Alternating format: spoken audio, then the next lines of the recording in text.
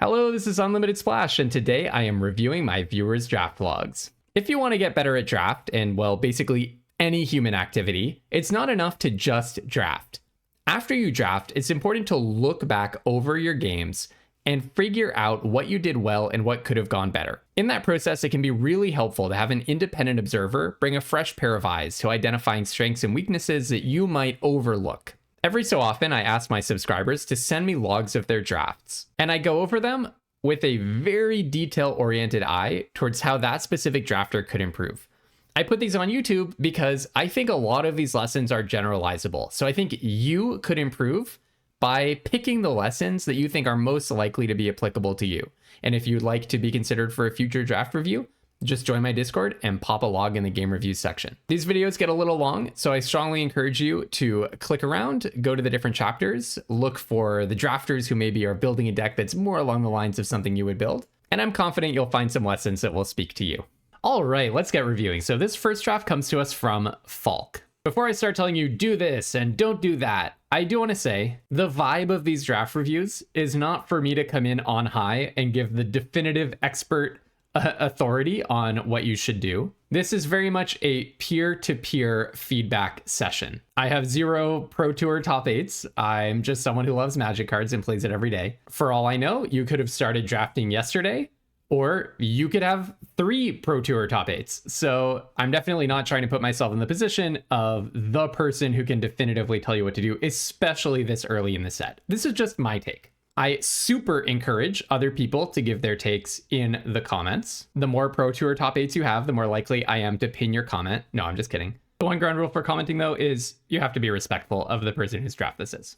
All right, so Falk, let's look at how you approached pack 1, pick 1. So I have a very clear pick out of this pack. 2 things about me are I'm old and I'm greedy. So if a card has this ability, tap to draw a card, but you could only do it if you have exactly 7 cards in your hand, I'm in and I don't really care about the rest of what that card does. So for me, that resonating loot at the top left would have been a windmill slam. Having said that, I actually have no idea how good it is yet. We need some stabilization in the format where we come to understand how often you should do the is it no creatures deck and what pieces are important for it. If you don't know what I'm talking about, you can draft a basically spells only blue-red deck in this format, and Resonating Loot I think is probably a great piece for that deck, but we don't really know how that deck is going to line up against the other decks yet. So I wouldn't really trust the win rate data on this card or anything yet. I haven't gotten to play with it, so I would want to experiment with it, but I can totally respect if you're just trying to get your gems back or even make some gems and you don't really want to step into some really uncharted territory with a Resonating Loot. Barring that, I actually think the card I would take here is probably Elite Interceptor. If this is like day 2 of an arena open with $2,000 on the line, yeah, I'm probably just going to pack 1, pick 1, the Elite Interceptor, knowing what I know right now about this format. There's an advantage to picking a monocolored card over a gold card, which is it's more likely to make your deck. Elite Interceptor would go in a white-black deck. It would also go in a white-red deck or maybe some other type of deck outside of those supported archetypes. But the Resonating Loot, for example, would only go specifically in a deck that includes both blue and red. So there's always a trade-off in taking a gold card over a monocolored pack 1, pick 1. Why Elite Interceptor? Because you can actually watch me realize in real time how good this card is. In the first draft I ever posted of this format, where I had 3 of them in a black-white aggressive deck, and I just wanted to draw it every single turn. Early game, late game, when I wanted tempo, when I wanted repartee. That card just does it all. I think I have a huge respect for Elite Interceptor, so that's where I would be. So Falk, you picked Saner, which I actually don't have any issue with at all. I think this card's probably really good. I have kind of a similar position on it to Resonating Loot, which is like we need to really understand what pieces make the Prismari decks. There's like a more aggressively slanted one and a incredibly controlling blue-red spells deck. We need to figure out what pieces go in each of those, but I bet Saner goes in both of those. I had him in a deck in 2 decks now, actually. And yeah, I found it to be quite good. It's nice for triggering Opus, just has a lot of uses. So I'd probably be on Elite Interceptor here, but I think Saner, completely respectable first pick. All right, pack 1, pick 2. So this is the downside of picking the gold card, right? And then you go into a pack like this and you're like, well, do I want to take a red card or a blue card now? I think I'll just call it 3 different options. So one is you can kind of postpone the decision by taking Terramorphic Expanse. That's probably what I would do. Nothing impresses me in this pack that much, and every deck wants to have better mana. So I'd probably just take the Terramorphic Expanse. It's most likely to make my deck, it will go in essentially any deck I draft. It will always make my deck a little bit better. Another option is to kind of double down on your Saner pick. I would not in general recommend doing this in pack 1, pick 2, just kind of investing further in whatever you picked pack 1, pick 1. I think the best way to approach a draft is drafting the hard way, just taking the best card independently in the first few picks, and then watching for patterns in what the most powerful cards that are being passed to you are, and deciding your colors based on that. So I wouldn't necessarily recommend taking the Banishing Betrayal here, unless you think it's substantially better than I do. I think it's perfectly fine. The last option is maybe just take the most powerful card in the pack, even if it's in a completely different color pair, like I just said you probably should, which is Grapple with Death, I think? Maybe? So with all of that said, I'm probably on Terramorphic Expanse, then maybe Grapple with Death. You picked Eternal Student, which is probably similar power level to those cards I just mentioned. It has the advantage over Grapple with Death of being monocolored, but it's also, I would guess, a little bit worse in the format. But okay, not a pack where you had a lot of options. This has been already very interesting and very tough. And by the way, I'm aiming for about 10 minutes and we have 4 drafts to get through, so I'm gonna invest a lot of time in the first few picks. Picks get simpler as you go on and your deck is more developed. And then I'll discuss the shape of the final deck and maybe pull out a relevant moment or two from gameplay depending on time. Okay, pack 1, pick 3, I think you have a gift here. I have an extremely high opinion of Exhibition Tidecaller. The first time I saw this card, someone played it against me. I didn't pay attention to it. I didn't even know it was in the format. They played it against me when I had exactly 10 cards left in my deck. And I thought I was very comfortably winning the game, and I didn't have an answer to it. So I was just like, okay, wow. So I just lose absolutely out of nowhere. I think this card is really easy to enable. Opus is just what you want to be doing anyways. You already even have an Opus enabler, so I would definitely be on that one. Milling in limited is a real game plan. If you can mill like 10 cards or more in one chunk, that's often just enough to win a slower limited game. Very happy to see that you snapped that up. Looks awesome. All right, pack 1, pick 4. Love this pack for you. So you do have a Prismari Charm. So, okay, well, let's first say maybe the best card in the pack is Repel Calamity. That's still worth paying attention to. Even though you got your blue bomb, you have a blue-red card, we're still feeling around for colors. And I do think the best card in the pack is Repel Calamity, probably. You also can play that card in a blue-red deck if you're in the Is It Spells version that plays very few creatures and is willing to go quite long. Especially if you had picked up like a Terramorphic Expanse, maybe you'll have many more options to pick up something like that. Splashing becomes very easy. One of the pieces that helps you splash is Great Hall of the Biblioplex. I think this card is very much worth considering in an Is It situation. It's nice because it gets around your opponent's sorcery speed removal. You don't have to invest a card in a creature that is just going to get removed. And it lets you do things like play a single copy of Repel Calamity. So this could be good in an Is It control deck. Tome Blast is also really important if you're playing an Is It controlling strategy. It can shoot your opponent. So without playing too many creatures, more than your spell's control deck wants, you can assemble a win condition out of 5 Tome Blasts. Tome Blast them 5 times and then flash it back 5 times. Having said that, I would probably be on Great Hall of the Biblioplex as the most flexible card. I might be on Repel Calamity for signal following reasons, but given that Exhibition Tidecaller is such a good card in my opinion, you just want to be playing it if you can. I wouldn't fault you for just taking the Prismari Charm or the Tome Blast and just trying to cut that lane off. So I probably would take Great Hall here, I think, given everything that I said. And you take Prismari Charm, no issue with that. I think that makes sense. Okay, here I would be fully on Disdainful Stroke, and at this point, I would be trying really hard to draft Is It spells. If you don't know exactly what I'm talking about, this I posted a video yesterday where I talked a little bit about this. I'll link that in the description and at the end of this video. There is a deck where you can put 0 creatures in your deck and still win, with tons of red and blue removal, counters, interaction, draw spells, and some choice win conditions. And Disdainful Stroke would go perfectly in that deck.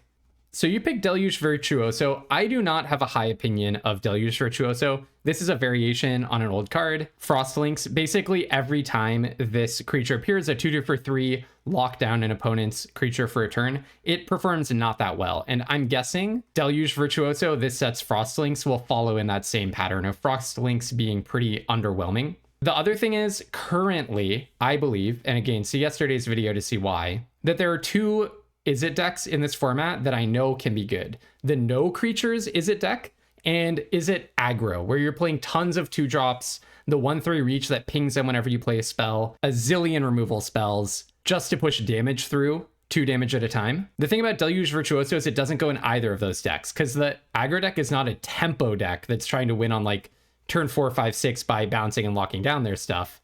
You're more trying to get under their creatures or remove their creatures. And it doesn't go in the no creature spells deck because it's a creature. So here I would be on Disdainful Stroke, but okay. What an absolute gift you have been given. Traumatic Critique. Absolutely love that card. I'm just going to quickly reveal this. Yeah, I knew you took it. Good job. So now we know for sure Is It is open. I would just be all over Heated Argument here. If I'm getting 6-pick Traumatic Critiques, I'm locking in. That's exactly what you did. Here I'm just taking Tome Blast, although I will say there's an outside argument to take Wander Off for the same reason as I was talking about Repel Calamity. Like, splashing is going to be pretty easy in a slow deck like this, and Wander Off is an unconditional removal spell, so I wouldn't fault anyone for taking the Wander Off here, but yeah, I would be on Tome Blast as well. Good taste.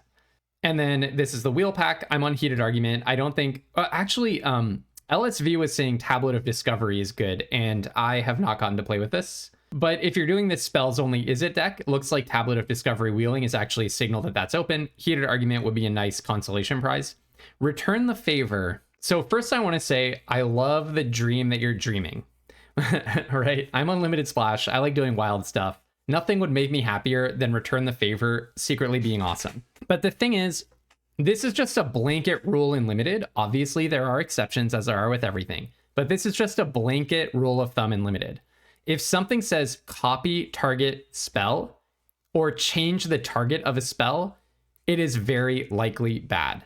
Obviously, there are many, many exceptions, but by and large, I would say 80 to 90% of cards that say copy a spell, and like essentially 100% of cards that say change the target of a spell, these are mostly commander cards that show up in our packs that as Limited players, we would do well to completely ignore. People who have been drafting longer kind of have a leg up here because Return the Favor was printed in Outlaws of Thunder Junction. I'm not saying never touch it. If you want to have fun, this is a really fun card. My friend did some, I don't know, silly like 15 damage reversal trick at somebody one time with this thing. It's like a fun Magic card. But you can see it in the middle there in the win rate data from that set. Again, game in hand win rate data. It's not everything, of course, but it can be a nice indicator.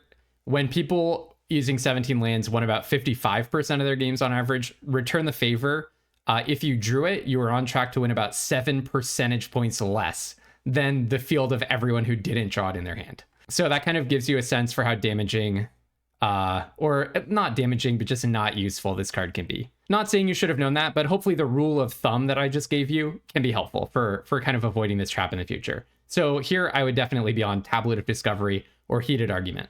But I definitely would, Tablet of Discovery specifically for the Is It spells deck. I do want to flag a little bit of trouble coming, which I know you could not have known about unless you have a perfect memory for everything at all times. But look at what's missing in the pack as well. We're missing a Spectacle Summit, the blue-red land. We're missing an Essence Scatter, which in my view is one of the very best blue commons. And then we're missing a Resonating Loot, which is a blue-red rare. So you wouldn't know this unless you had specifically committed it to memory. This is kind of making me wonder if you're going to end up a little cut, but we'll see. All right, then we get some, probably not very intense decisions. Heated Argument makes sense here. Sure, you take something like a card in your colors. You do get a 2-drop in red, which goes in the red-blue deck, so that's nice. Kind of reassures us it's open here. Ancestral Anger, well, if we see future Ancestral Angers, that's useful. Okay, pack 3, pick 1. It's not too hard, right? Like, there could be an outside argument for Foolish Fate. I don't know how good Fix What's Broken is. Someone did something kind of strong to me with it, but I don't think on average it's going to be very good. But I'm just on Vibrant Outburst, like a fantastic Signpost uncommon in your color pair. Yeah, sign me up. And you signed up. So that's awesome. This next pack is pretty weak. I actually don't know what I would do. It might be, I honestly might just take Last Gasp. We're heading for, at this point, a very spells-oriented Is It deck. I think it's very possible that we're going to pick up some splashing. I'm not looking for this Boros card, this kind of very low impact card. Goblin Glassrite, I'm not impressed by. Strife Scholar currently is the least winning red common. It just doesn't really have a place in the deck. Maybe you could put this in Prismari and make it a late game win condition of playing Awaken the Ages, but I just don't think, for many reasons, I don't think that's a good idea. And I'm also not impressed by Muse's Encouragement. Just by variance, just a very low power pack, I'd say. So I'm probably on Last Gasp and just gonna hope to pick up Fixing for it. Utility Glassrite, I mean, fair enough. The one thing I'll say though at this point is, I really think Prismari wants to be either aggro or extremely control. Where does Goblin Glassrite fit? Are you trying to draft a very aggressive deck where you're going to run Ancestral Angers, Goblin Glassrite, etc., etc.? In which case, the Exhibition Tidecaller is probably not useful to you. Or are you trying to draft a very controlling deck, in which case the Glassrite does not have a place? It's just essentially a vanilla 2/2 for 2 that maybe slightly ramps you into your spells. So I'd say the same thing about this Encouraging Aviator pick. It can go in a highly aggressive Izzet deck. But to me, the way that things were shaping up with our most powerful cards so far being Traumatic Critique and also Exhibition Tidecaller, I would be much more inclined to take the Great Hall of the Biblioplex and try to play a way more controlling game. And I'm again here going to pick the Disdainful Stroke, maybe a Zealous Lorecaster, but I'm way more inclined to take Disdainful Stroke and lean towards a control deck. Divergent Equation, I'm also less impressed by. Well, let me put that more specifically. Divergent Equation would be a totally sweet card in a highly controlling Izzet deck. This is almost a win condition for a spells only deck. But then what's Goblin Glassrite, Expressive Fire Dancer, Encouraging Aviator, the Deluge Virtuoso? Those are not going to go in a highly controlling deck, right? So I think this pick is kind of at odds with some of the picks that you've just made. I would be way more inclined to take one of the control-oriented cards if I had just been taking a bunch of control-oriented cards. So that said, I guess these are all kind of control-oriented cards, so maybe you just didn't have that much choice. Maybe what I should understand this as saying is you wanted to draft Izzet aggro, but so far you're getting just a bunch of more Izzet controlling pieces. That's possible. Then, if I'm drafting the aggro deck, I might rather have the Disdainful Stroke, though. This is another crystal clear Izzet aggro versus Izzet control choice. Charging Strife Knight would go in a highly aggressive deck. Quick Study would go in a highly controlling deck. I'm way more inclined between Traumatic Critique and Exhibition Tidecaller to be leaning towards the control situation, but you're leaning more towards the aggro situation. If we're drafting aggro, I think we should just take Ancestral Anger here. By the way, again, I don't think Elite Interceptor belongs here. Card is so good.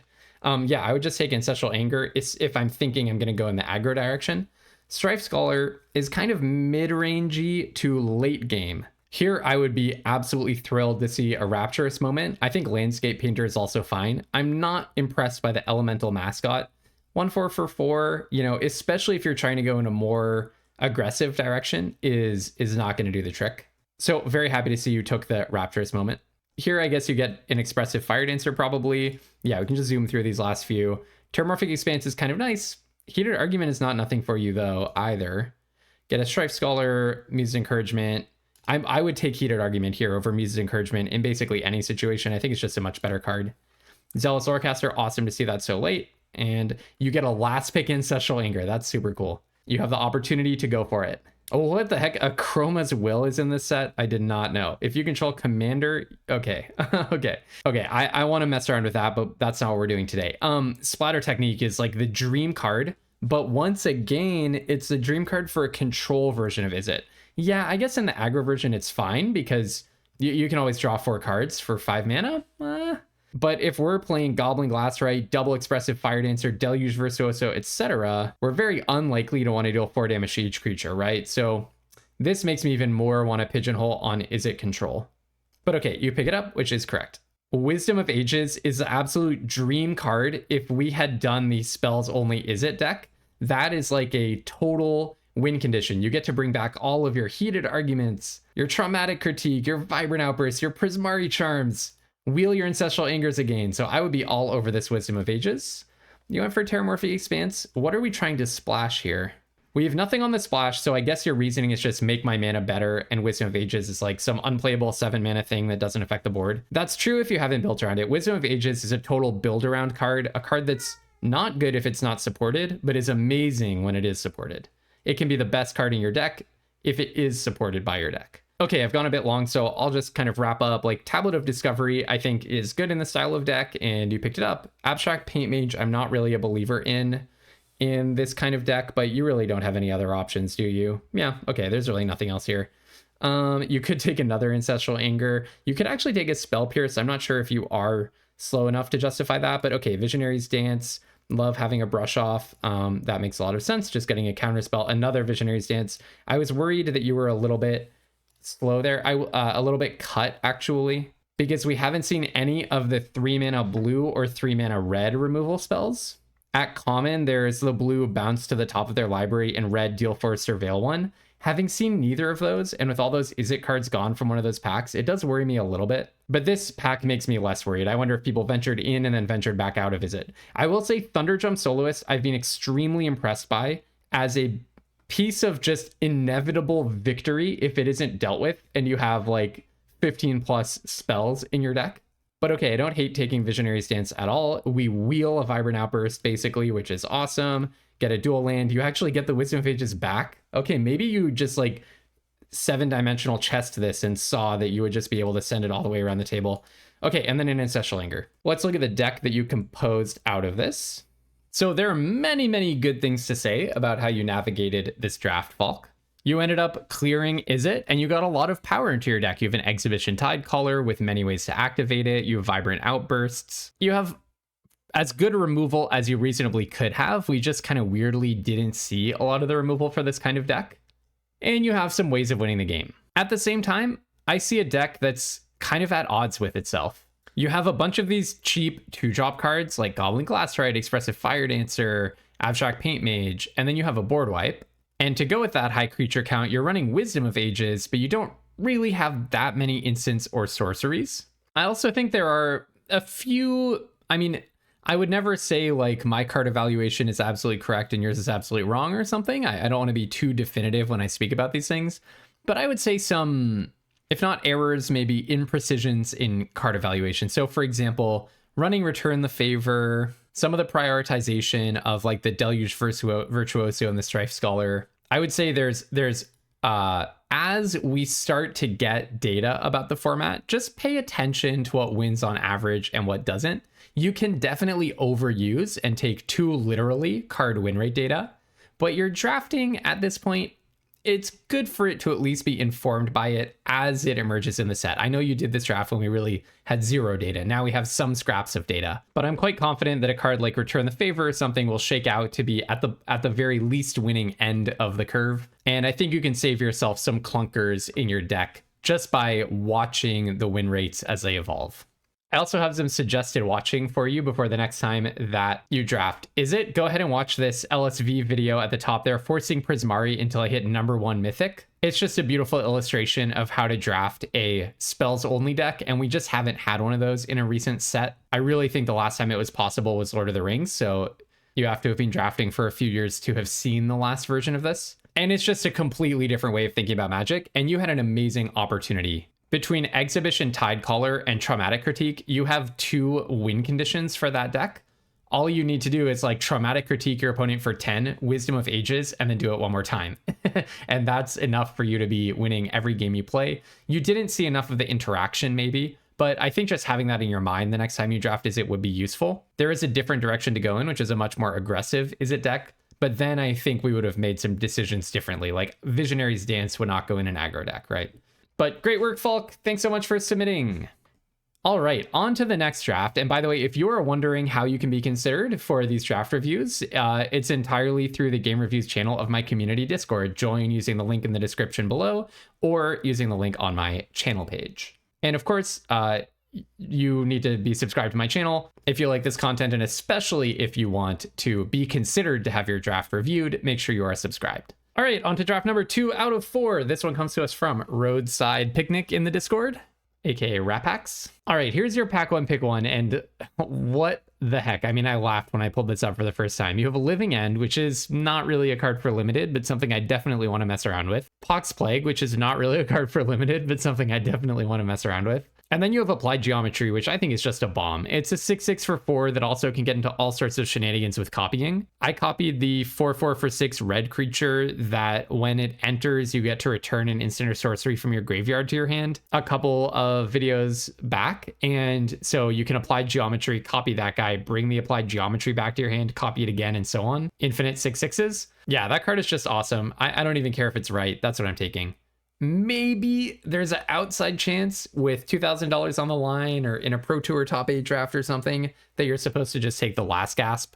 I wouldn't be stunned if some really great player said that. But in terms of just winning a premier draft, I mean, I'm just going to take Applied Geometry 10 times out of 10. And you did that. Cool.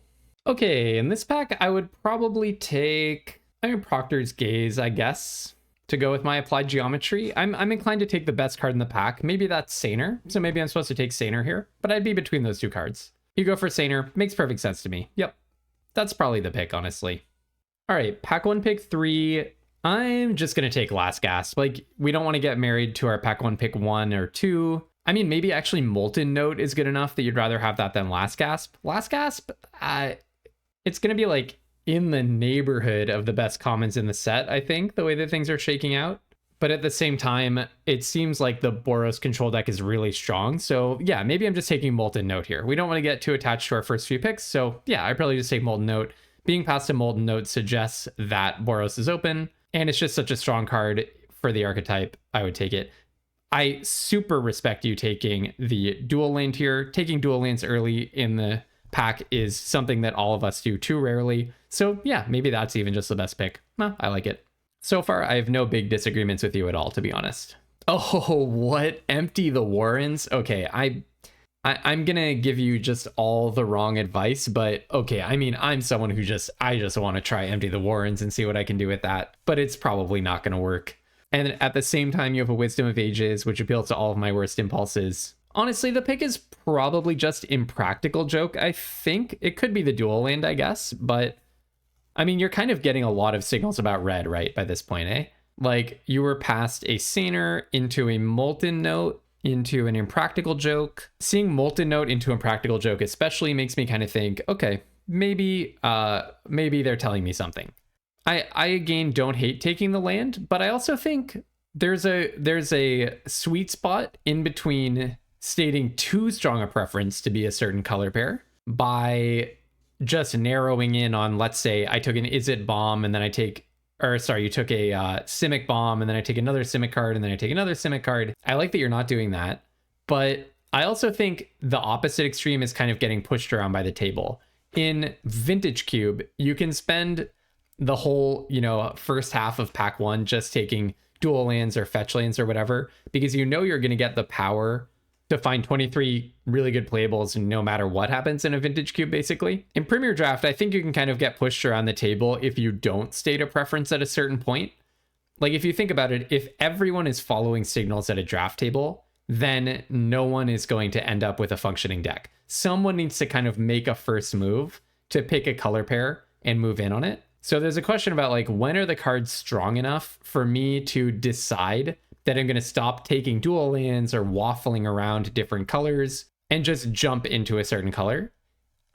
We don't know how strong any of these cards are yet in terms of the format, right? The data are not out there. We don't have practice playing. Even I don't think I've cast a single Impractical Joke, but from seeing it cast against me, I think it's just good enough that, like, I'm willing to state a preference to say, okay, I'll be red if you're passing me cards this good, pack after pack. I'm willing to just be red. So I'm beginning to feel that kind of uneasiness of, like, okay, we have a Spectacle Summit, we have a Titan's Grave, we have an Applied Geometry.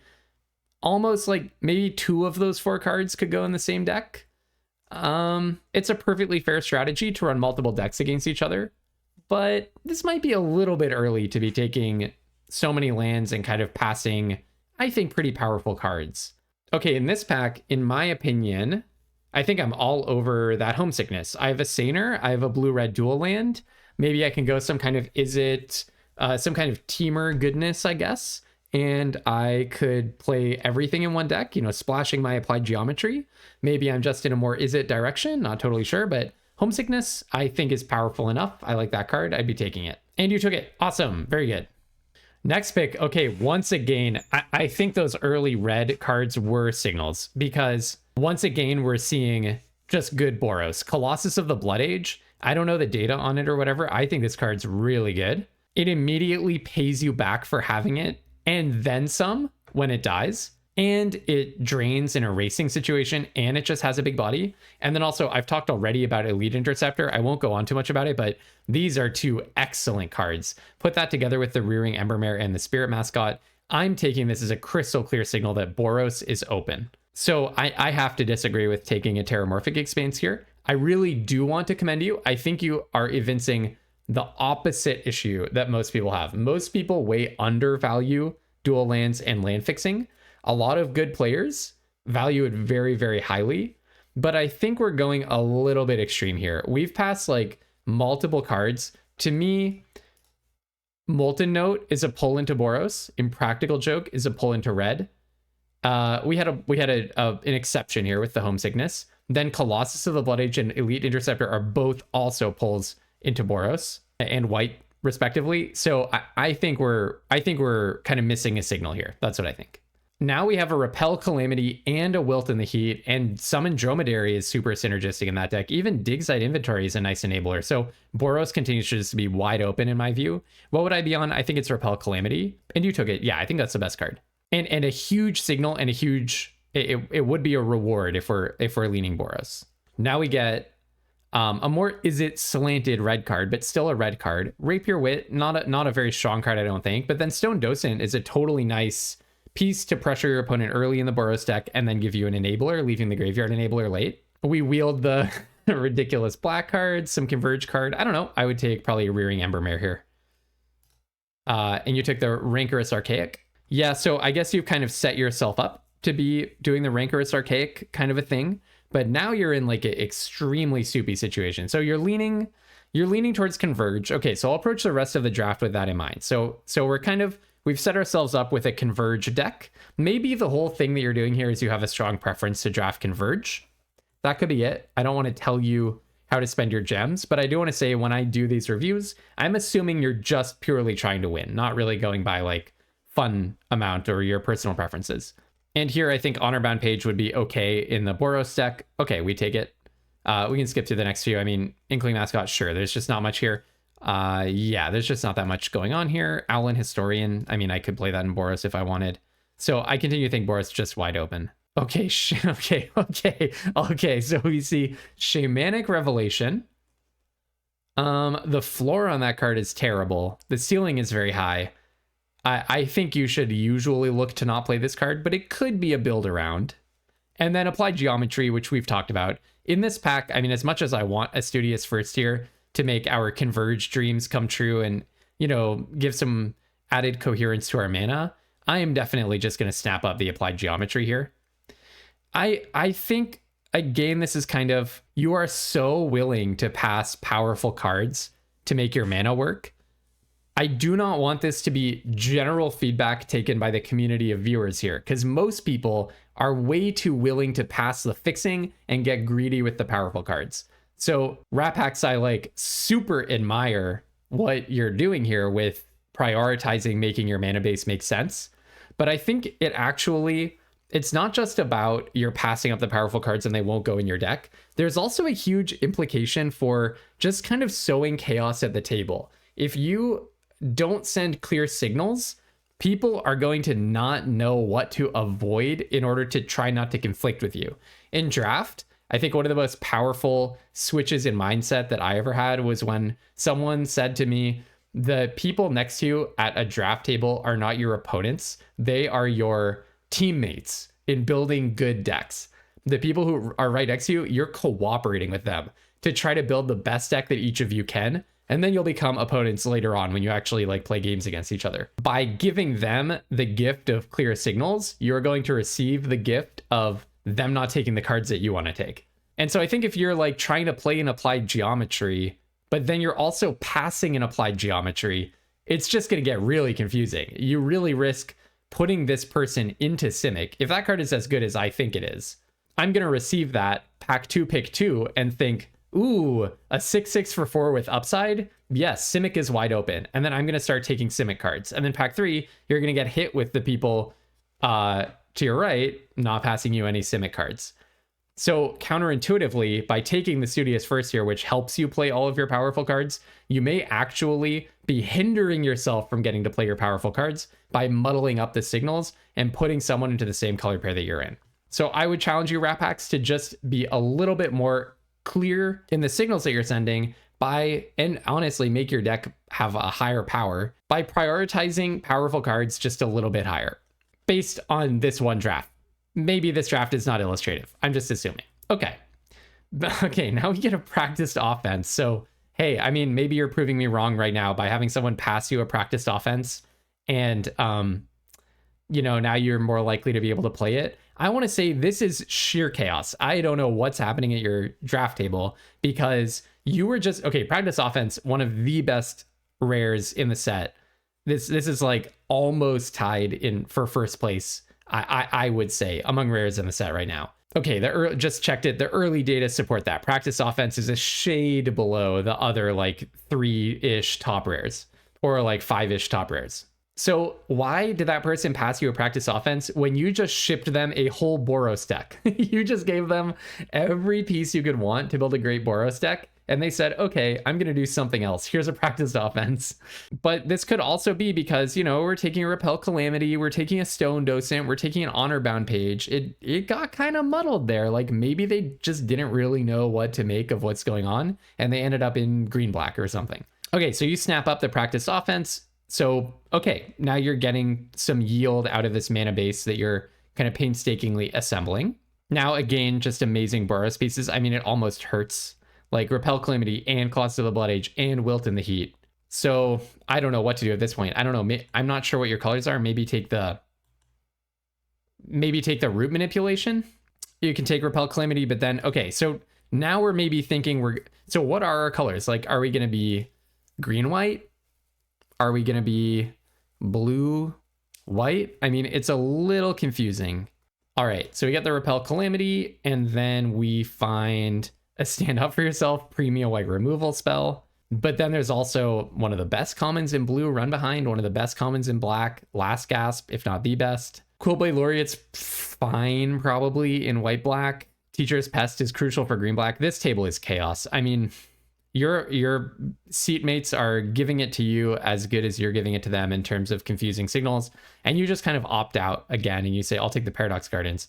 But if we're taking white, shouldn't we take the white removal spell? Like, you already have 2 Repel Calamities. Couldn't this be a theme for our deck?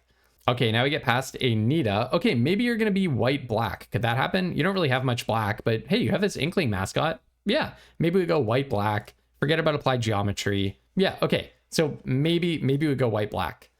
No, okay, we lean back in the green direction. Yeah, I'm not sure. I mean, I don't really know what to make of the signals right now. I guess Nita is a signal coming from the left, but you don't know if someone now is in black-white to your right, which is what matters more because we're halfway through pack 2. And by the way, I'm acting confused and speaking in a confused tone of voice. I don't want this to be confused with or mistaken for like harshness or anything. I've been in your shoes many times. My name is Unlimited Splash after all. I'm always splashing around and doing silly nonsense. And not to say that you're doing silly nonsense, but I definitely do silly nonsense. But this does really, I'm just kind of reacting to the draft as it unfolds, constructively and respectfully. It just does seem like we kind of have lost track of sort of what the plan is. And we're kind of reaching around at, the cards that come by to see if they can kind of give us a coherent story for our deck and a game plan to follow. I would say at this point in a draft, in terms of like constructive thinking and takeaways, you really need to think like, how can I raise the floor on this deck? So far, we don't really have a deck, right? It's not like we don't really know what we're doing. I don't know what just looking at this, I don't know what the colors should be. So if we just take the best card iteratively from here, we could end up with a complete mess because We could end up, maybe the next best card is white, the next one's blue, the next one's black, etc., etc. And you just end up like spread all the way across the color spectrum without focus. We really have to avoid that. So from this point forward, I would just say, I am these colors. Just tell yourself in your head, my best colors are X. So far, I would say my best color is white. Second best option would be green. Maybe Bant would be the best case scenario. So then I would say, no matter what happens, I'm not going to take a card outside of those colors because I just need to guarantee that I'm going to hit playables. And you did take a green blue card here. So maybe that's exactly the kind of a thing that you told yourself. But then I think this is the moment where you just need to kind of pick something and stick with it. Here you get a prismatic ending, which is not a bad story for your deck, actually. You could say, you know what? I have this practice offense. I have this double studious first year. I'm going to do some kind of base green white, like slightly off color, but, unsupported archetype. But hey, I have Quantrix Charm. I have applied geometry. I picked up a bunch of fixing because, I had the foresight to do that. And now we're playing some kind of Bant coolness. So I can totally believe that story for the deck. I like it a lot, actually. It's not where I would choose to be, but from this point forward, it just makes, it makes things make sense. And you know what? We're kind of getting fed some blue-black, but also some white-black, but also some Bant. Here, I would be all over Hop to It. I accidentally revealed your pick. I would be all over Hop to It, partly because, look, with practiced offense, like, what could you want more than a Hop to It? It's also just a powerful card in a vacuum, I think. A card that makes 3 cards is usually good. I don't agree with taking Form of Amity because you're kind of just reintroducing chaos in your life. What black are you trying to splash at this point? Like the Inkling mascot? Maybe you're trying to make your prismatic ending marginally better. You're also introducing more tap lands, which is at odds with the Studious First Year plan. If you have Studious First Years, you really want it to come down on turn 1, right? So yeah, I would definitely, I think, again, just a little bit too high on taking dual lands in my opinion. Here, I would probably just take the Chelonian Tackle. It's a green card, and you did that. Okay, let's look through the last few. So, yeah, there's just not that much here. I guess I like Snarl Sting a lot, actually, in your position. You have a lot of kind of splashing around things going on. So, yeah, I can totally see that's quite nice. Follow the Lumerets is nice. Wilt in the Heat is still in the pack. Boros is just being ignored by this table, unfortunately. Rearing Embermare, even I found just finding Boros. And then we get an Inkling mascot. Last pick, Shopkeeper's Bane. That's a playable. That's a creature with power that can go in your deck, and it can win you some games. All right, what are we looking at here? So you have a card in the Bant space, Geometer's Arthropod. You don't have any X spells, but you could totally pick them up. I don't know if the Arthropod's going to play out well. It seems like Simic is lagging a little bit behind the other archetypes. But yeah, I would probably just take the Geometer's Arthropod and hope to pick up some X spells. I mean, you could also argue maybe we should just take the Knockout Maneuver or the 2-drop, depending on how desperate we are for 2-drop creatures. We seem, yeah, maybe a little desperate. We have 1 so far. So I'd probably be on one of those. I think Traumatic Critique, my question is, how are you going to play that? Like, we do have a Spectacle Summit, but you have to get 2 off-color lands? No, I guess, blue is one of our 3 main colors, so maybe 1 off-color land in addition to our 3rd color land. I guess the Studious First Years, this is like their job is to help us play Traumatic Critique. I kind of feel like we're in a situation where we just need playables. We just need a deck with a responsible, straightforward plan, and then you can worry about splashing. But splashing should be like the icing on the cake of a deck, the core of which makes sense and has good mana. I feel like our deck is kind of all splash. Oh, Force of Will. I mean, I would just have to take Force of Will here.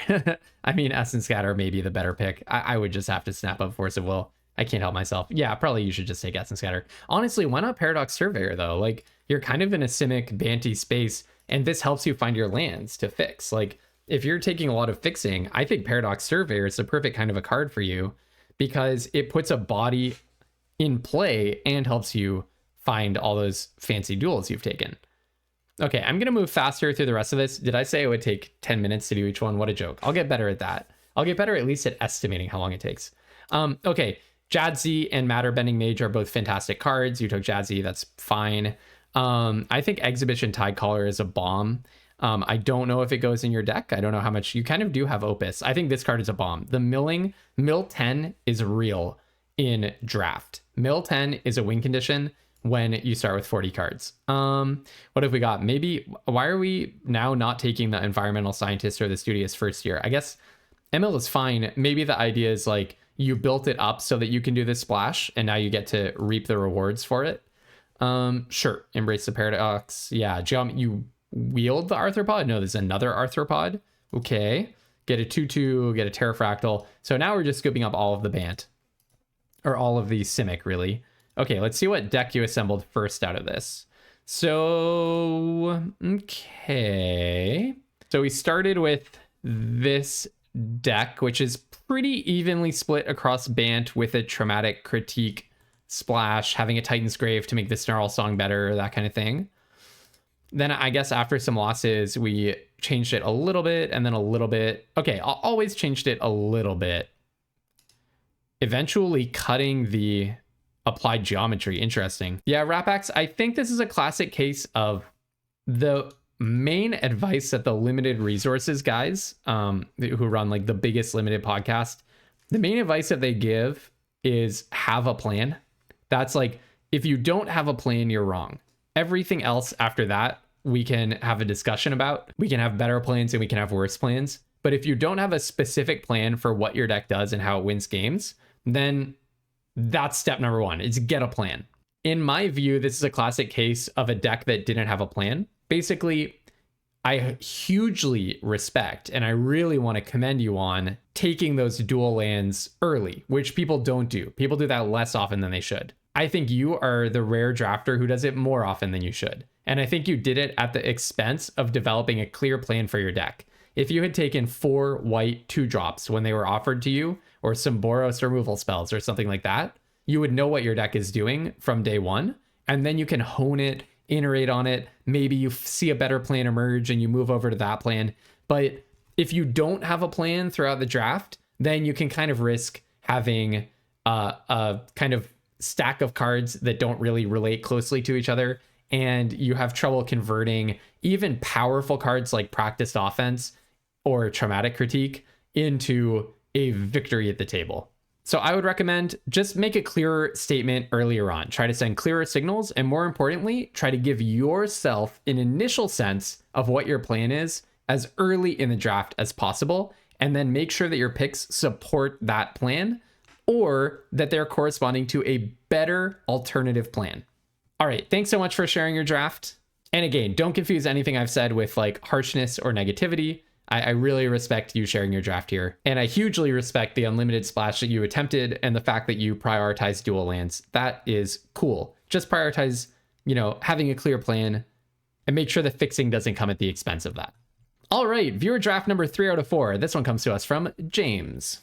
This is a case where the disclaimer I gave at the beginning is especially important because I know for a fact this drafter is extremely similar draft strength to me. So this is definitely some peer-to-peer feedback. So what am I going to do? Pack 1, pick 1? I mean, what would anybody do? I'm on Ralzeric. I have no idea yet how good it is. It seems incredibly good. So let's find out. Yep, I'm with you on that one, James. Next best card, Environmental Scientist is absolutely out of control. But yeah, I'm going to take the Mythic Planeswalker. At least maybe week 7 of the format, we'll look back and we'll say, hot take, you know what? Environmental Scientist is better pack 1, pick 1 than Ralzeric. It wouldn't be the most surprising thing I ever heard in my life. But yeah, right now I'm snapping up that Planeswalker. And by the way, the question that James asked along with this draft was, did I miss the signal for green at some point? So let's watch it, keeping an eye on that. Okay, Shamanic Revelation, same exact story for you. I think, it's like a build around that you probably shouldn't build around. So already I'm not thinking that's a green signal. Honestly, maybe I'm just taking like Lecturing Scorn Mage, not because I think it's amazing, but because I kind of want to play my Ralzeric and see how good it is. But in terms of like actually winning, a card I hugely underestimated was the Strixhaven Sky Coach. This card just plays out amazingly. So I thought it would be more close to like Harrow or something, or Rampant Growth. Crew 2 usually is too much crewing. Crew 1 historically has been basically the only playable vehicle type in Limited, with many exceptions. But even in the vehicle focused set Ether Drift, it was hard to crew a bunch of the vehicles, and like just super aggro game plans ended up being super powerful. Having said that, I think flying matters enough in this set, and I also think they've tweaked the knobs on vehicles enough that old intuition might not apply so much anymore.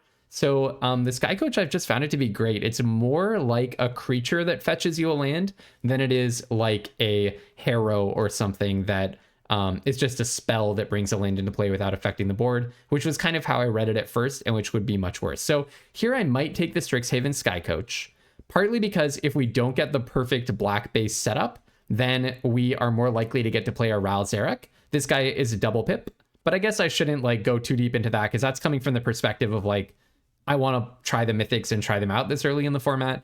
We're talking about just what if you just purely want to win.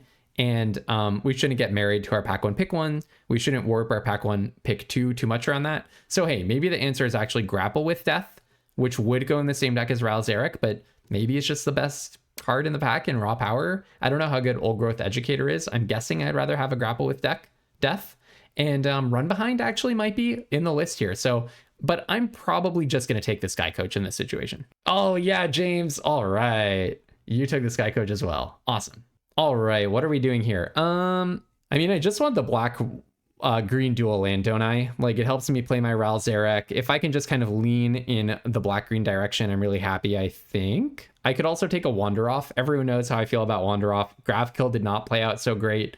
I think this set is way more supportive of that kind of card. So yeah, it's very possible Wander Off ends up being pretty nice. And Emil, it's not like a bomb, but it is nice that it's not a prepared creature. You can just keep making the biggest creature you can make. So this actually is like a pretty nice card to have for your late games.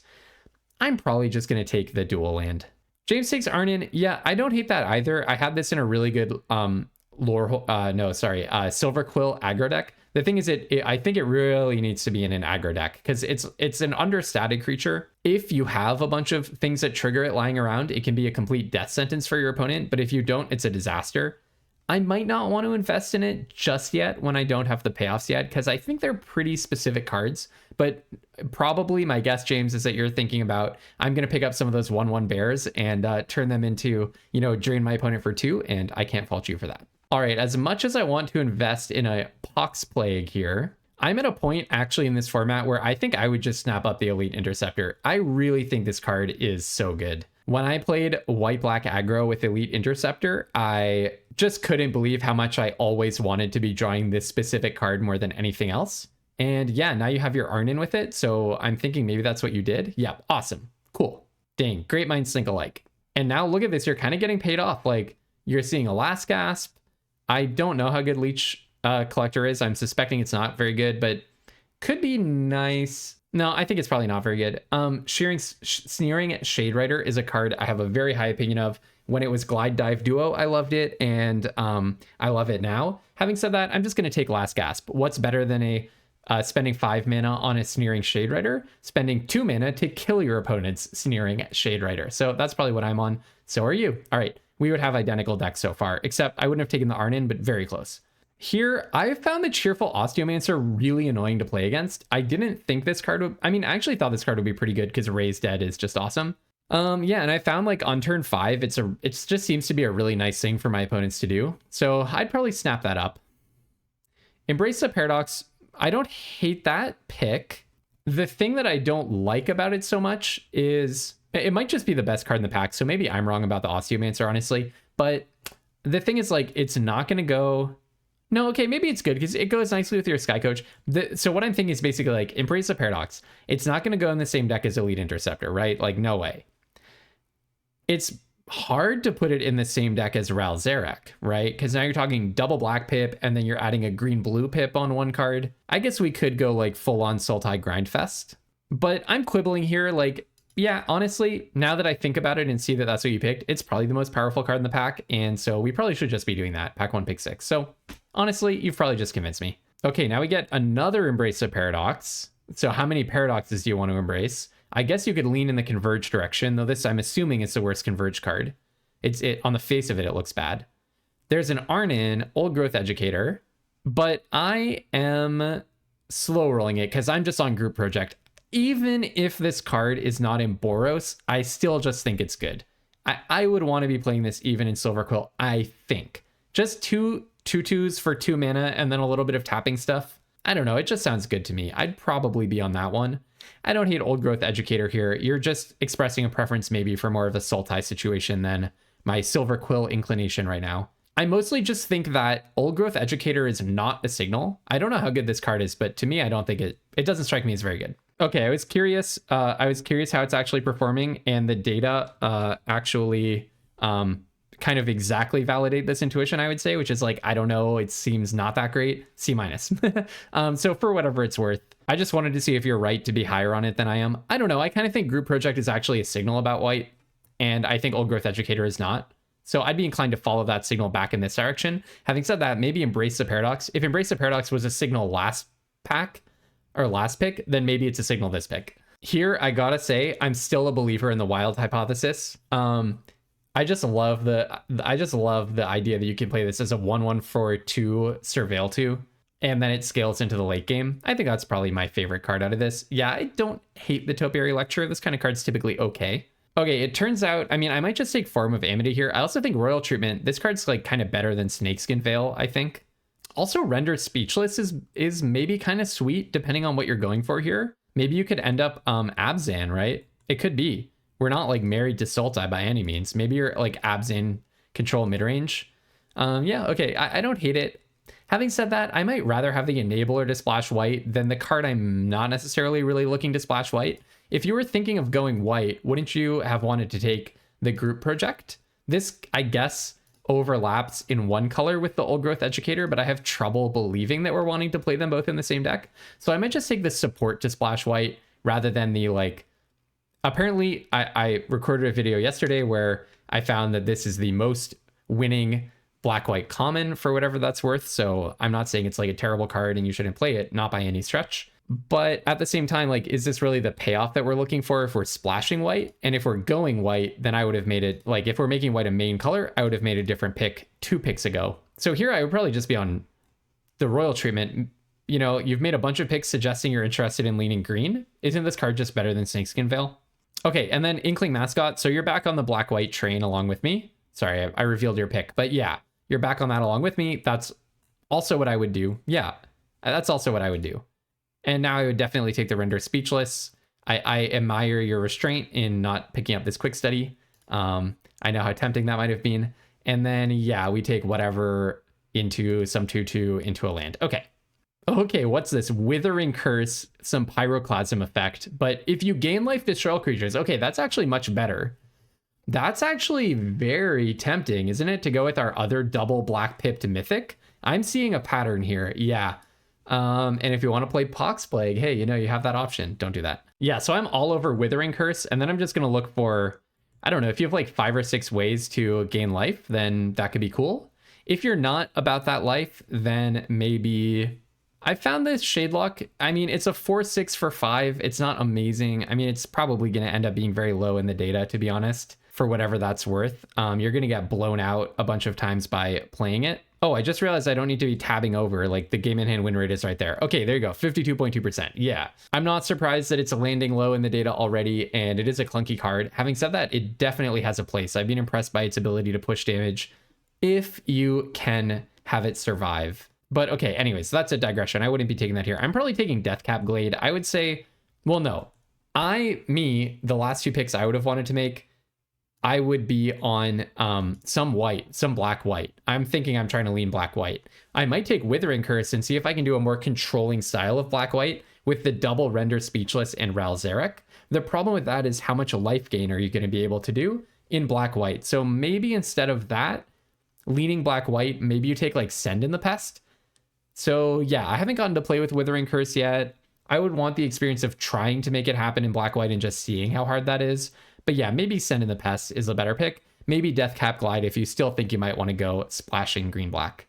Oh yeah, I was going to mention Melancholic Poet as well. I revealed that you picked this before I thought to point it out. But yeah, like that's another, you just take the black 2 drop. That also makes perfect sense to me. I would have taken Withering Curse, Melancholic Poet. The only thing though is like, isn't Send in the Pest a better black 2 drop? Wouldn't I rather have that, the Ravnica Rats, over Melancholic Poet? I'm not sure yet, but I'm guessing this might be better. Oh yeah, Improvisation Capstone. Okay, well, unfortunately we're not doing that.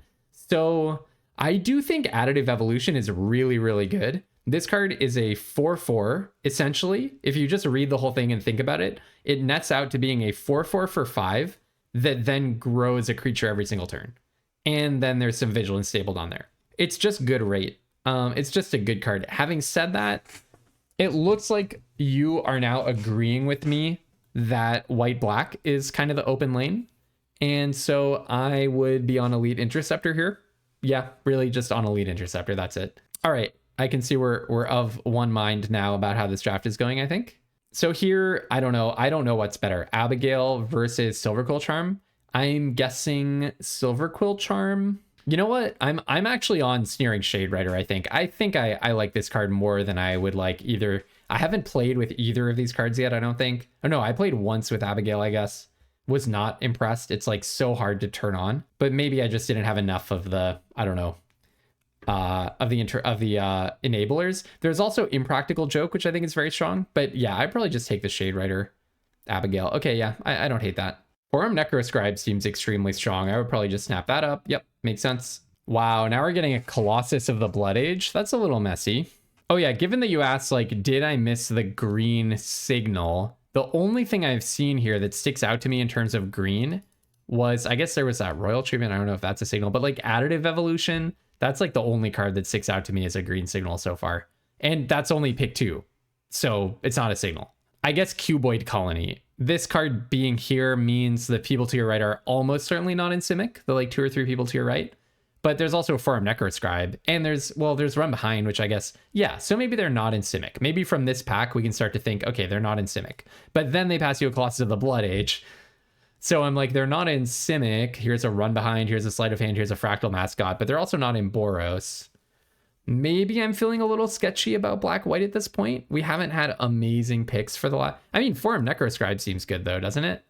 Abigail? So, okay, no, never mind. I think there's just a little bit of churn happening around you. Like, multiple archetypes look open. Yeah, this is awkward. So maybe people like 4 or 5 seats away from you are in blue-black, or in white-black, I mean. Essence Scatter. Yeah, sure, you don't have much. You just have no pick. No, James, I think you just got cut. Like... Look at this. Like now we have a Stress Dream in this pack. So suddenly is it as open? Yeah, I don't know. Now there's a Melancholic Poet. I assume you took that. Yeah, you're just suddenly cut. There was no signal period that I saw. Wow, I can see why you submitted this draft. Wow, what a situation. We never saw, I guess we saw a little bit of green-black being open. So we were between green-black and white-black for a while. So in that sense, I guess we have signals. Like here we're kind of choosing, like, are we more likely to be green-black or white-black? You know what I think might have happened to both of us, actually? Is maybe it's an undervaluation of 2 cards by the rest of the table. I think we're right and they're wrong, just to be clear. But an undervaluation of 2 cards that got us into this situation. I think other people may not appreciate the strength of Elite Interceptor, and they may also be too low on Render Speechless. So I actually wonder if people around you are in white and black, white and or black. And this pack is a fluke, but other than that, you're just not going to see that much of that. But because we saw these late Render Speechlesses and these late Elite Interceptors, both you and I look at this and we think, yeah, that's the lane I should go, not the green lane. And then we end up getting past Cuboid Colony, like triple Simic, triple blue pack into Essence Scatter, Landscape Painter, Quandrix Charm. Yeah. Zimone's Experiment, Follow the Lumerets, Fractal Mascot, just a billion blue and green cards. And then it happens again. Fractal Tender, pick 9. But we had no signal before that green blue would be open. Like nothing here is like, oh yeah, I should definitely be green blue. So I think this is the story here is just that the person to your left ends up green blue. The person to your right, the person to your right might be green blue. So the people to your left are cut. Like you and the person immediately to your left are cut off of green blue pack 1. So then pack 2, you are seeing all the green blue because they've vacated that. So my hope is now we're going to go back. I think the person to your left didn't read signals so great, to be quite honest. You did your best to navigate between black-green and white-black, and then that left a huge hole in green-blue and maybe is it a little bit. because the person to your left probably should have leaned towards one of those areas, but it looks like they just stepped flat on you with maybe they're in like Boros. They passed one late Boros card. Maybe they're in green black. White actually seems super cut. They're in some kind of white probably. Okay, so let's hope that the people to our right are behaving and that they're now ensconced in Simic. They started in Simic. They got fed so much Simic Pack 2. So let's see. Hopefully they're just behaving and they're staying Simic and they'll let us get all the good white-black cards. Okay, so Scheming Silvertongue. Yeah, do you take this or do you take Feed the Swarm? I played with this card. I don't know if it's better than Feed the Swarm, to be quite honest. I guess maybe I just didn't have a great experience or a great deck for enabling it. Okay, and then pick 2. Okay, pick 2, they literally pass you a Jadzi. Okay, that's so funny. But at least there's a Foolish Fate and a Johnny's Response. I guess we take one of those. I mean, at this point, I'm thinking the fact that I just got so much Simic is only telling me about the person to my left. It makes it even more likely that the person to my right is solidly in green and blue now. Getting this Jadzi is like I don't know, like a bonk on the head. It's like, what, if you're not green and blue at this point and you weren't before, what are you, and you were before, where did you switch to? What are you now? All right, I'm going to zoom through the last few. We've got a Wander Off. Okay, now we get a Silver Quill. Okay, so they are behaving, actually. They passed you white-black stuff. So I don't know what they are, but I know that they at least are giving you the white-black stuff. I would say Dispel Calamity is much better than Stone Docent, but I don't know, maybe you're really short on 2 drops here. I don't think so. I think Dispel Calamity is just better. Now what? I mean, I guess you could take the Osteomancer. Are you still thinking about being green? No way, right? So yeah, maybe just the Osteomancer. Now we're on additive. What the heck? You got so cut. And then you get the Swords to Plowshares guy. What's going on? No, you didn't miss a signal. Oh yeah, and then there's also this guy who like can make a zillion tokens and stuff. So Simic remains open. Now we're getting Geometer's Arthropod, like last pick. Yeah. And an Embrace the Paradox so late. I don't even know what to say to you. You just got cut. It was just chaos at this table. So very nicely navigated. Somehow you got this Silver Quill. I guess the person to your right was Boros and the person to their right was green black or something like that. And so white and black were getting cut, but white black was not. So that's why you were getting these render speechlesses. That's my honest guess. But then why did they pass you the Swords to Plowshares guy so late? It is unclear to me, but I think you emerged with a very nice deck. 5-3 is a fantastic result coming out of that pod. So if I have one general piece of feedback, I guess it's that I think I would have been white-black just like 2 picks before you. So last cast we agreed about. Here I would have taken the Osteomancer, I think, although I didn't hate it when I saw the Embrace the Paradox. And then here I would have taken the Group Project, even though it's not synergistic in the white-black deck. I don't know. I still think it's probably there are ways to make it good. But then I would have taken this Render Speechless or the Form of Amity and then Inkling Mascot, and then we're on exactly the same page. So I would have gotten like maybe like 1 more playable for my deck. So I don't have major feedback, but that's just the one thing. All right, this went longer than I intended. Thanks so much if you're sticking with us. And again, remember, if you do want to be included in the next viewer draft review video, subscribe to my channel, join the Discord, and submit your game logs in the game review channel. Last but absolutely not least, we have a draft from Kazu. All right, Kazu. So this is a pick 2 draft. So we're going to have to make 2 choices. I actually have not done a pick 2 draft of Strixhaven. I did a ton of Ninja Turtles pick 2. So I'm interested to see how it goes in this format. So basically, okay. So Cauldron of Essence looks like it's, yeah, it looks like it's a good enabler. It's clearly wanting to be in a very grindy deck. To be clear, I haven't played with this card and I haven't played against this card. So I have no clue how good it is except on spec. But on spec, it looks powerful, right? I get to drain you, sack a creature, and bring something back to play, importantly. So if I have 2 creatures, I can just keep looping them. If I get some little dirtily, I don't know, any pest that you can generate, I can sack it and bring a different creature back to the battlefield. Yeah, it looks really good. This has got to be good. So I would definitely take that. I also do believe in pick 2 draft, it pays to have a clear perspective on what you want to draft. Basically make a strong claim and then you can be proven wrong. But at a pick 2 draft table in a 5 archetype format, there are only 3 other people at the table with you, which means only 3 of the 5 archetypes will be taken. At most, only 3 of the 5 archetypes will be taken. That's if nobody else has collisions and if nobody else is coloring outside of the boundaries. So basically, in 40% of drafts, if you imagine everyone just picks a random color pair and just runs for it in pick 2, then in 40% of drafts, you should have no collisions. That's a super simplified model, but you can think kind of like that. And so for that reason, I always like to, you should read signals, because colliding with someone is a disaster in pick 2. The moment you think someone else is actually in your color pair, you need to jump. But you should have a color pair in mind from the very first pick. That's the conclusion I came to after doing a ton of Ninja Turtles pick 2. So given that I want to take the Cauldron of Essence, I don't know, maybe I also would take the Bogwater Lumerette to go right along with it and just state a preference for green-black. The other card, though, that I think rises to just being better than the Bogwater Lumerette, enough better that I want to take that instead, is Bitter Triumph. So personally, I'm going to take the Cauldron of Essence and Bitter Triumph. Those are going to be my 2 picks. Okay, and you go with Bogwater Lumerette. The thing about Bitter Triumph is it's so powerful to just have an unconditional destroy target creature, or planeswalker, by the way, for the planeswalker. That part doesn't really matter, though. It's mainly just an unconditional destroy target creature for only 2 mana at instant speed.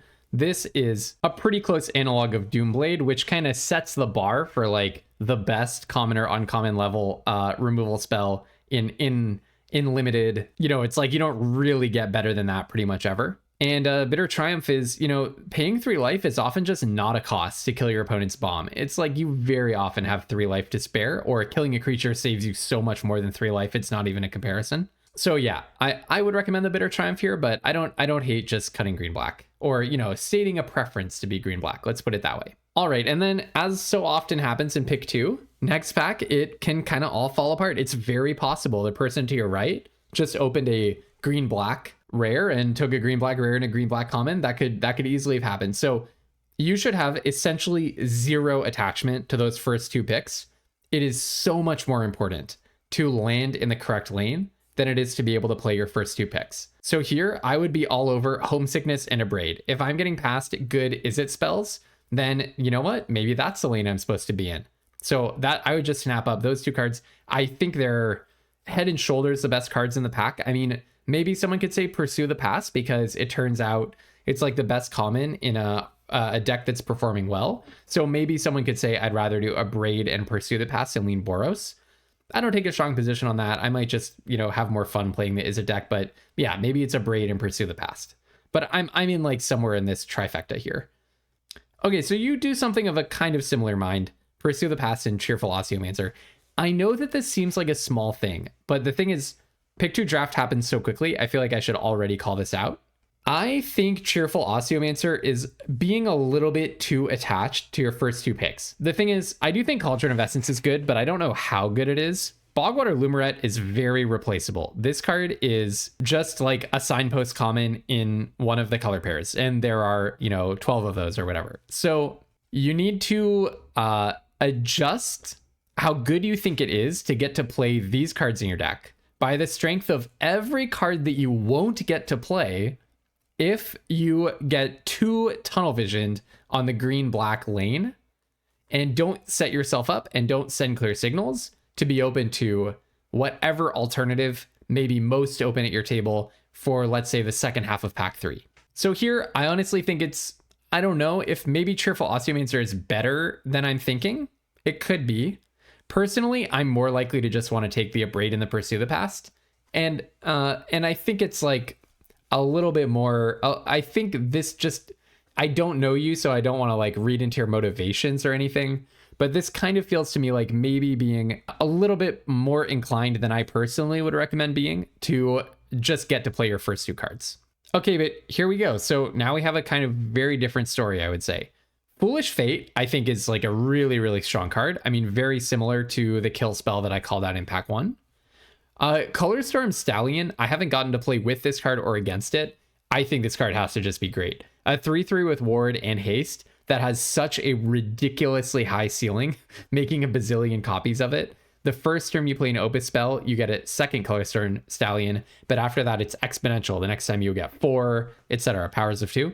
So I might just speculate on like taking the Color Storm Stallion and the Foolish Fate. Certainly if I had taken a Braid last pick, I would be really happy to snap up the Stallion. But now I'm just going to take the Color Storm Stallion and the Foolish Fate, and I'm probably running blue-red against black because this is a strong signal. Being passed such a card that I personally think is so strong when people already have 4 cards for their deck. The person to your right passed this when they already had 2 cards, I guess. But still, I think this is a strong signal that it is going to be open. So I would definitely take the Color Storm Stallion.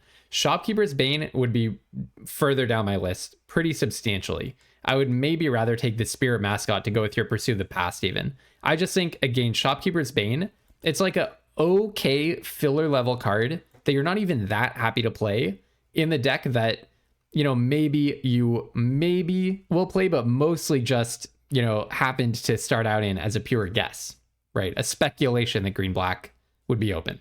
So I'm already getting the feeling, and this is, again, extrapolating from very little information, not knowing you personally, I'm getting the feeling that maybe you're a little bit too attached to your first pick, at least in this draft, and could do some more exploration. And, you know, maybe just keeping in mind that your pack 1 pick 1 is the pick that has the least information attached to it.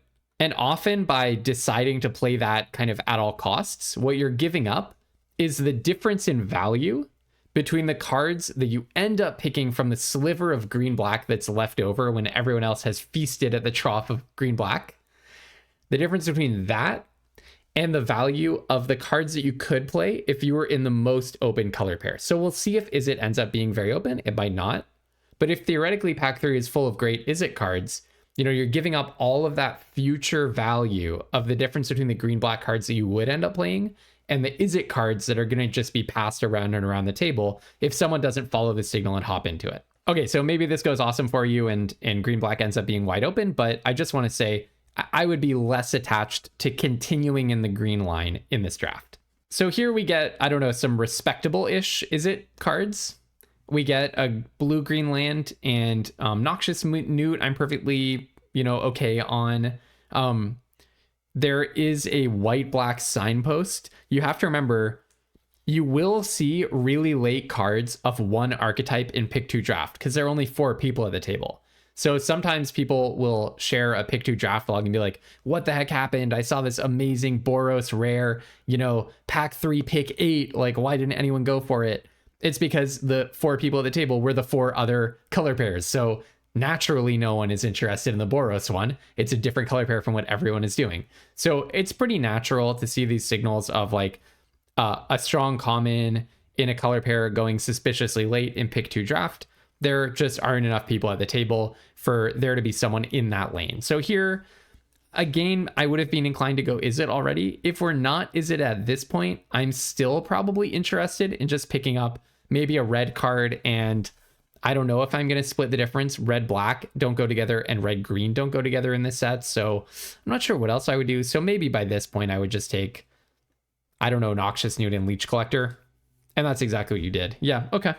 So you're making a very strong statement that you want to be green black, I think, at this point. So now Boros is looking like maybe it's the most open one. I'm not inclined to hop. Like, if you just dropped me into the middle of this draft and showed me what you were doing at this point, I'm not going to hop to Boros. I would just take Shopkeeper's Bane and Sneering Shade Rider. I think it's just chaos to do anything else, so I totally respect that. Then Shopkeeper's Bane and the Referee.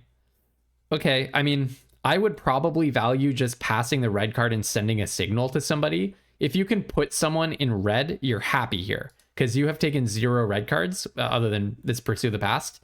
So I would value just sending a clear signal that, you know what, here's a red card in a swamp. If you go red, then have at it, because you want to clear that person out of green black when they're about to start passing to you. Not that Tackle Artist is a huge pull into red or anything, but it could be the difference for someone who's on the fence between, let's say, white black and white red. They could say, okay, last pick Tackle Artist, you know what, this person's probably not in red. Okay, I'll do that. And then you get to feast on all the black that they don't take. Last pick, we get a Melancholic Poet and a Forum of Amity. Okay, all right. Hey, you know what? I'll take it. Nice. Oh, nice. And then you open Professor Delian Fell. I haven't played with this yet. Draw a card and lose one. Destroy target creature when it comes in. Okay, awesome. So I'm going to take this. I'll take the Foolish Fate. Shared Roots is awesome. Additive Evolution is awesome. But I think I just want the kill spell here and the Mythic Planeswalker. Shared Roots, I don't hate that you did that. I mean, I'm probably on Foolish Fate over Shared Roots. I also think Additive Evolution is really, really good. But yeah, I don't hate just taking a Shared Roots. It's a great card. And now we're kind of, yeah, all right, you've kind of cleared the lane. I mean, Scheming Silvertongue, I think we're very happy with. And then I've been impressed by the Thornfist Striker. I think that's probably the next pick. Yep, makes sense. Oh, and now we're getting a Mind Roots and a Last Gasp. You know what? You cleared green-black. This is awesome. I think this is good. I would have navigated the early draft a little bit differently, but maybe you know something I don't know. You like took this early Shopkeeper's Bane, completely cut green-black, and now, you know what? Now you're just doing what you want to do. I think my lane would have ended up open too. I would have been happy with, like, if I was going, is it like Flashback, Rebel Rouser, Lorecaster, etc. But no, more power to you. You cleared green-black. You're getting like the best commons in that color pair or uncommon. So awesome. Now, by the time we're halfway through the draft and it's pick 2, so it moves fast, I'm just going to snap up probably at this point the 2-drop and the dual land. I'm guessing that's probably what you did. Yeah. Here I would take, yeah, let's say Foolish Fate and Banemaker. Okay, I think I would take the Foolish Fate over the Arnin. Arnin can be good, but like we don't even have anything that triggers it. If you had like, I don't know, 12 ways of making pests or something, then I think Arnin could be really strong. But Foolish Fate, I mean, just 3 mana destroy target creature. It's an instant. It only requires 1 black pip, so it's really easy to cast. And there's some random upside that can straight up just kill somebody if they're low in a grindy board stall. And you have just like a pretty good removal package, but it could always be better.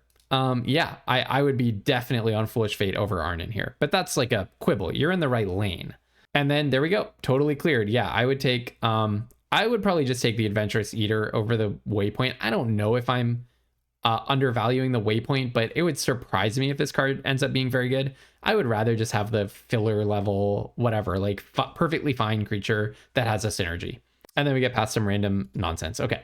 Oh, now you get Mozio. Oh, why am I reviewing this draft? This is just like, oh, I mean, this is just like the dream, isn't it? It looks like, you know what? I'm just going to like move through this quickly because you get another Cauldron of Essence. Like this just looks like a draft that went great. So I think our mystery for you is much less about the draft and much more about what happened in the games. Because in the end, looking at this deck, it looks, I mean, you just kind of cleared the lane and then you got all the green-black stuff that you want to get. So I started out thinking maybe you were a little bit too married to your first picks and then you would get punished for it. Maybe I'm just wrong. Maybe I'm just reading too much into that. Maybe that's just a good way of navigating pick 2. So I kind of, I take back what I said earlier. Yeah, let's see what happened in the games though. So essentially in game 1, you pull out way ahead of them with all of your like small creatures. And then they land a 6/7/6 Terrafractal, the 7/7 Trampler Reach, and then they land some other really big baddie after that. And you're being like responsibly aggressive and stuff. I don't see any, like major mistakes in gameplay or anything, but you do get the opponent down to like 13, and then you just kind of, your deck just kind of peters out compared to their awesome Converge sweetness. Were there cards you passed that could have helped you here? My mind immediately goes to the Bitter Triumph that you passed in pack 1, pick 1, and this Foolish Fate that you passed in pack 2, pick 1, and a Foolish Fate that you passed in pack 2, pick 5. So over those removal spells, you took Bogwater Lumerette, Cauldron of Essence, Arnin. So this Bogwater Lumerette could have been a Foolish Fate to destroy a creature with. Here it's just not doing that much for you, right? That's the only card I can point to that showed up in the draft that you picked over one of those unconditional removal spells. But basically the point is you would have had more chances to draw out of this situation. So I actually think you broadly navigated this draft excellently. Superb. It went really well for you. You cleared your lane and then you reaped the rewards for that lane. So you can't argue with the result that you ended up with what looked like a really strong deck on paper. But I think some of those micro card evaluations may have come back to haunt you. So if that Bogwater Lumerette had been a removal spell, you probably wouldn't have won. But if you could have survived a few more turns and had 2 more removal spells in your deck, maybe you shoot down both of those Terrafractals, you get to triple block the 7/7, and then you can take over with the strong rare that's in your hand.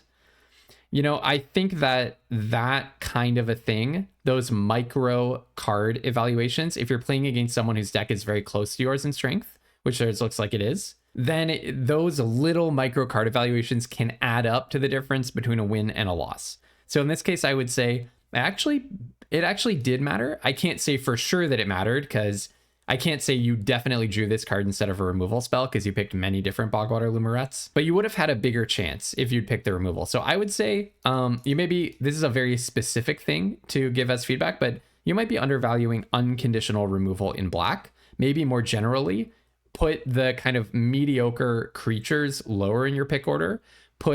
Mediocre creatures, that's not very helpful, but 3-drop creatures at common and uncommon that have something going on with their stats. Like they're a 4-2 for 3 or they're a 2-2 for 3.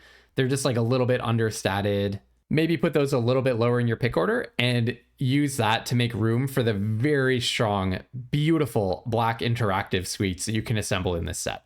Because you're building a mid-range deck. You're not building an aggro deck. So you're not going to kill them usually before they get to cast a Terrafractal. That means that the way that you beat these converge decks is you need to have removal for the top end bombs that they're inevitably going to play. Mid-range decks need removal.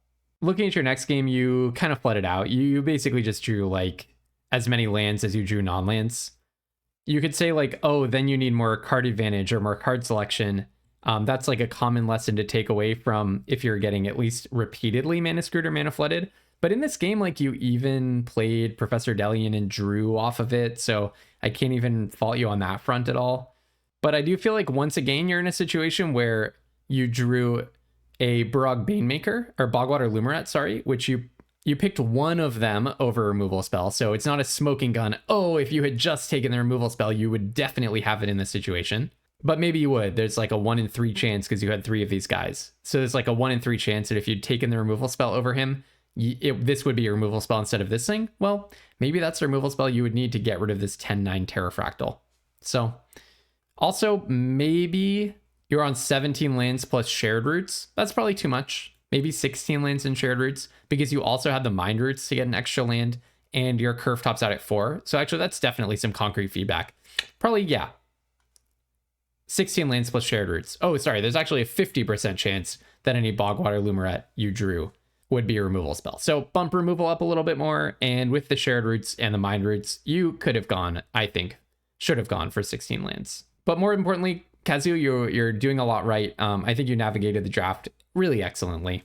I would be a little bit more inclined to have like followed the signals towards Izzet, but there might be something. I'm not like a super experienced pick 2 drafter other than just Ninja Turtle. So there might be something to pick 2 where creating like a bull in a china shop dynamic where you just go in and just, cause some chaos or just take like exactly what you want and then see if it works out for you. There might be something to that. So maybe I have something to learn from you there. All right, thank you so much to all 4 of our drafters today. It was super fun to get to go over some viewer draft videos. If you want to have your drafts reviewed by me, join the Discord, subscribe to the channel, and drop your logs in the game reviews section. Until tomorrow, everyone, have tons of fun playing Magic, and don't be afraid to splash.